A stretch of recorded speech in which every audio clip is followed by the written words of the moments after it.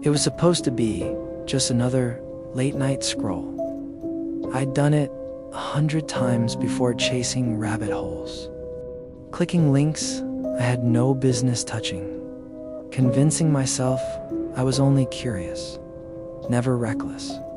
But curiosity has teeth, and the night I searched my own name on the dark web, those teeth sank in deep.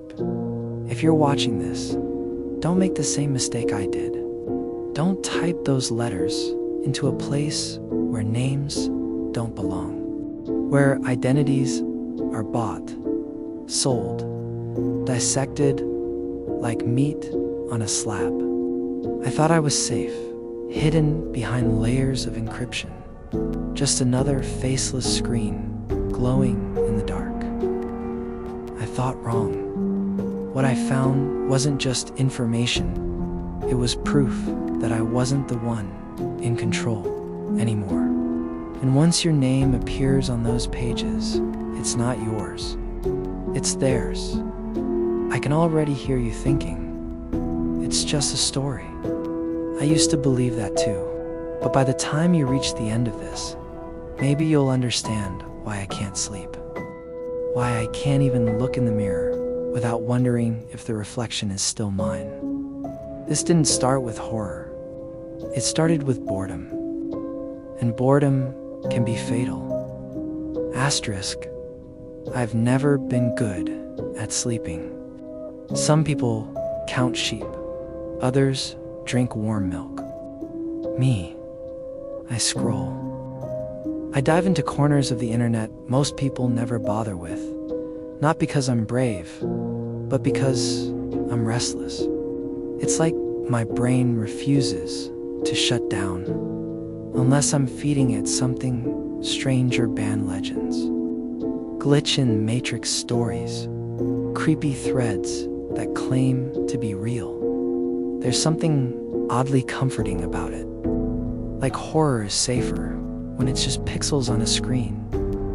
I'd sit there in the glow of my monitor at 3 a.m., feeling untouchable in my cluttered little room, laughing at stories of haunted servers or kill switches hidden in code. Dark humor was my armor. Sure, a cursed email will kill me in 7 days. Add it to my to-do list right after laundry. I always thought horror stories about the dark web were exaggerated paranoia for people who didn't understand how the internet actually worked. Yeah, it's full of scams, gore, drugs, hackers, but supernatural, demonic, personal. That was fiction. At least that's what I told myself as I dug deeper. It was boredom, really, that pushed me over the edge. Boredom and a sick sort of curiosity. I had read every top 10 dark web horror stories thread, every creepypasta about hitmen for hire sites, every grainy screenshot of supposed cursed chat rooms. And one night, staring at the blinking cursor in the search bar, I wondered, what if I typed my own name? That's when the line between story and reality disappeared. Asterisk, getting onto the dark web isn't hard. People make it sound like some impossible task, but really, it's just downloading Tor, clicking through a few settings, and suddenly, you're in a place where the internet feels wrong. The air is different. They're heavier somehow. The normal polish of sites you and I use every day vanishes. Instead, you're greeted with menus that look like they were coded in basements. Jagged text, broken links, cryptic titles that mean everything to the people inside and nothing to outsiders. I spent hours lurking. Marketplaces selling things no one should own. Forums where usernames read like incantations. Null God, static heater, at hand. Threads filled with chatter in a dozen languages, trading secrets and files like baseball cards. The deeper I clicked, the more my gut told me I shouldn't be there. But that's the thing about curiosity. It drowns out instinct. Eventually, I found myself staring at a search field on a forum rumored to be the archive. Supposedly, it cataloged people, not celebrities, not politicians, just anyone, nobodies, people like me. The cursor blinked at me, almost impatient. I don't know what I expected. Maybe some reassurance that the myths were fake, that I could laugh at myself for even trying. So I typed my name. Just my first and last. Nothing more. The page froze. For a moment, I thought the site had crashed. Then, slowly, line by line, the results began to appear. It felt like Googling myself. Only this wasn't Google, and you wouldn't believe the results that came up next. Asterisk at first. I thought it was a coincidence, someone else with my name. But the details didn't lie. The first result was a scanned copy of my high school transcript. The second, a photo of me at a friend's birthday party taken years ago. Blurry, never posted online. I felt my stomach twist as more results populated. Bank statements, fragments of old emails I'd long forgotten, even a screenshot of a private conversation I swore I'd deleted. I stared at the screen, frozen. None of this should have been accessible. None of it should even exist here. And then the chat box lit up. Noel God. Is this him? Red hand. He's online right now. Static heater. Watching my throat went dry. The usernames I'd skimmed over before were now addressing me directly.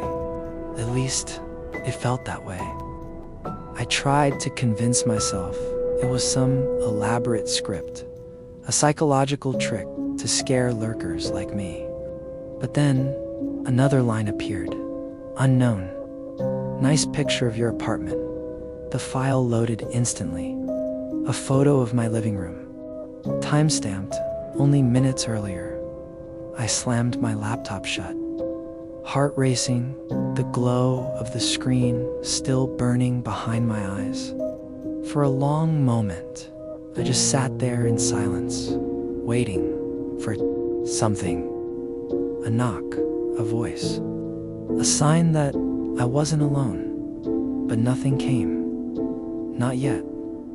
And that was somehow worse, because it meant someone knew I was looking, and they were waiting for me to make the next move.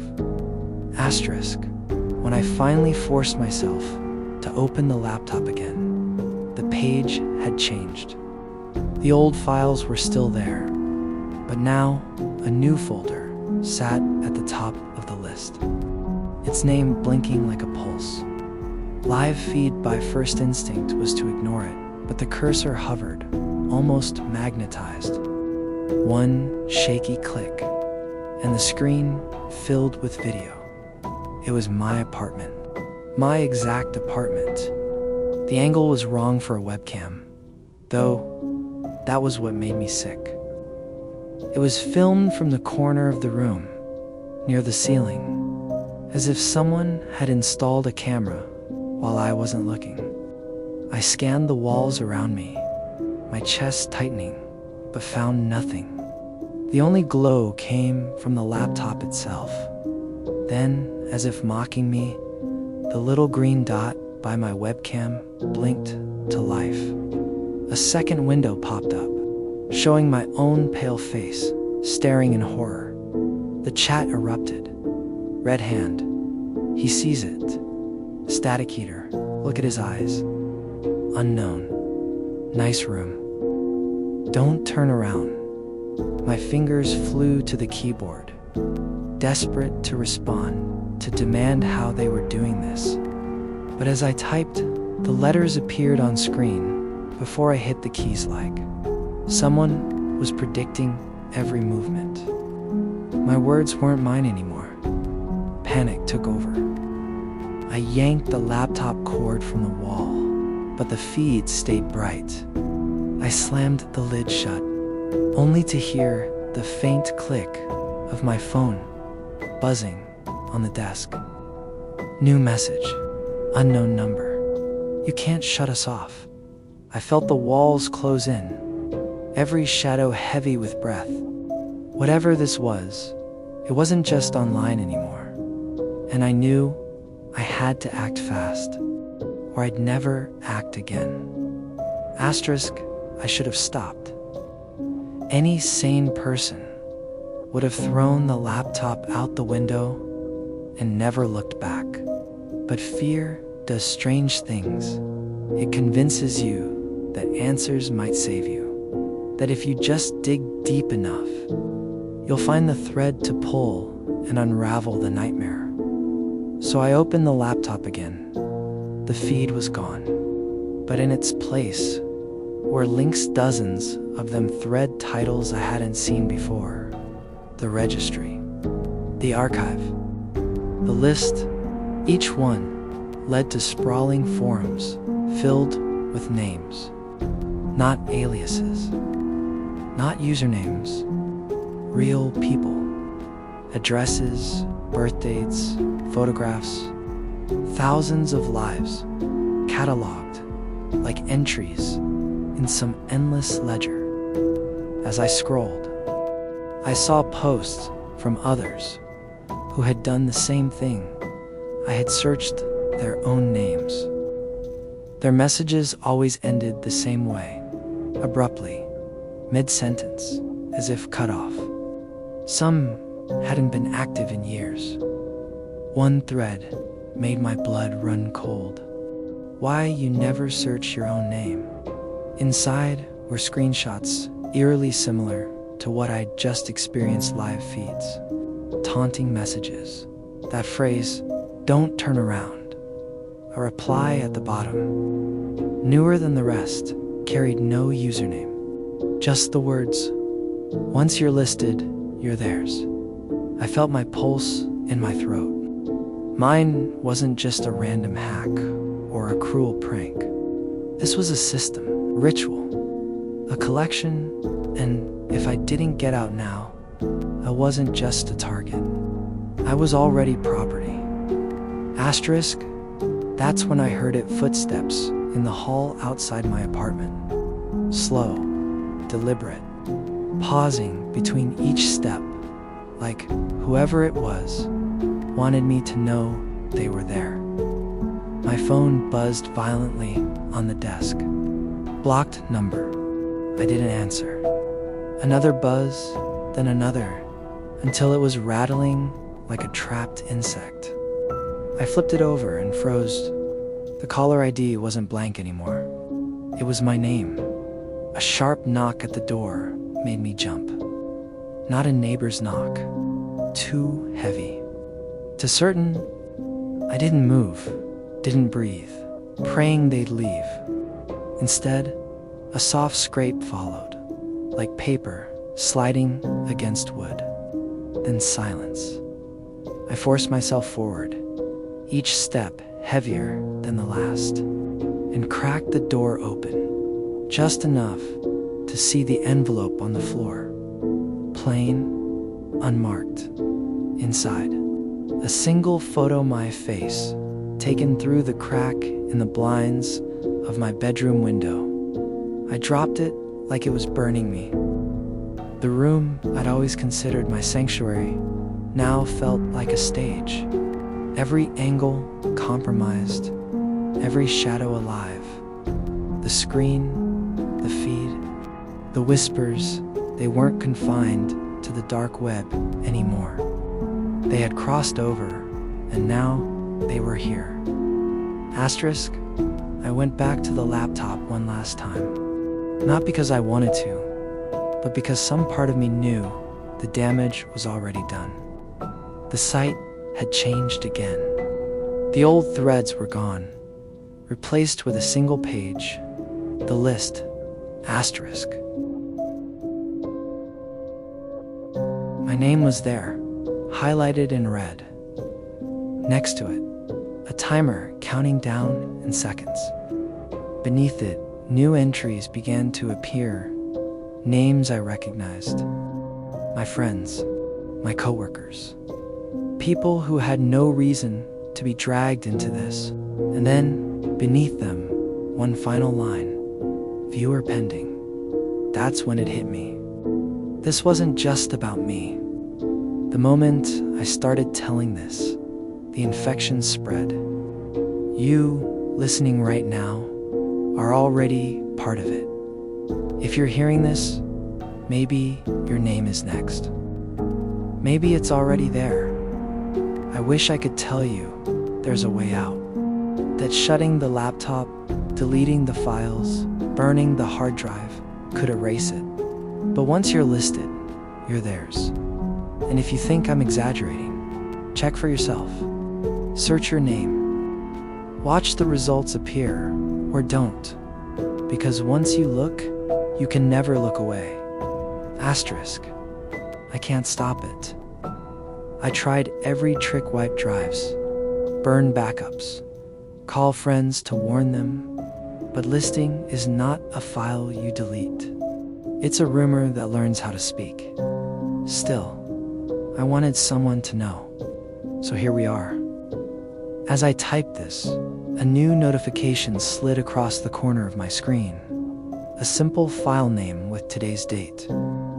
When I opened it, the title was this very video, The Confession I'm Making Now. Time-stamped and uploaded to a place I can't reach. It folded my warning into the thing that spreads it.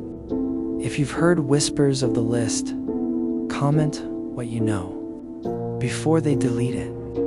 Maybe together we delay whatever comes next.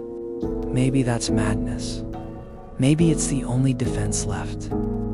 I don't know if it helps, but I couldn't keep silent.